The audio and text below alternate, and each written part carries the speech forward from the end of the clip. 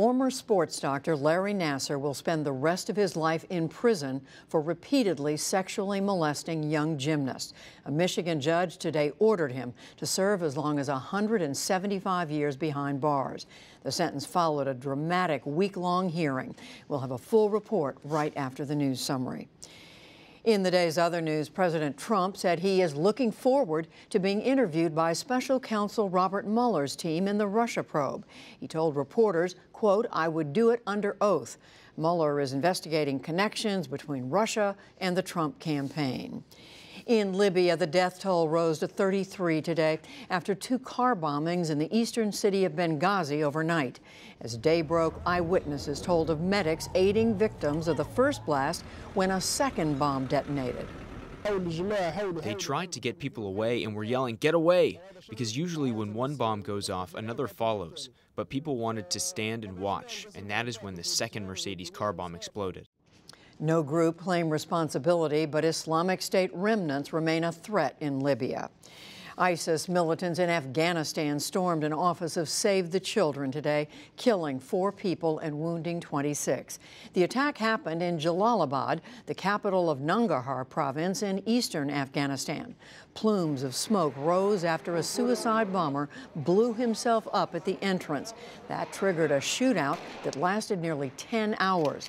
Also today, the State Department announced 4 Americans died in Saturday's Taliban assault on a Kabul hotel. President Trump urged Turkey today to limit its offensive against U.S. allied Kurdish fighters in Syria. He spoke with Turkey's President Recep Tayyip Erdogan by phone. The White House says Mr. Trump warned against any actions that risk conflict with U.S. forces in Syria. Pope Francis denounced fake news today in his annual message on social communications. In a statement, he lambasted the spread of misinformation as evil. Francis greeted the faithful at the Vatican as a spokesman underscored the Pope's call to rediscover the dignity of journalism. The Pope is actually calling on journalists, people working in communications, to reach higher, basically. You know, he says it's very easy that we descend into division and into hatred, and that's, you know, a lot of false news is that. It's denigrating others. And he's saying we don't have to pretend like everything's fine. It's obviously not. The papal statement came after newspapers in Chile had accused him of slandering victims of sexual abuse by priests. Francis has since apologized while defending a bishop who was accused of covering up the abuse. The British Parliament echoed today with condemnations of a charity fundraiser that blew up into a sexual harassment scandal.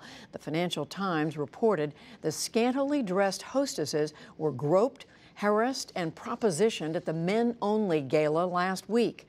One female lawmaker said today that the women served as, quote, bait. The charity announced later that it is closing down.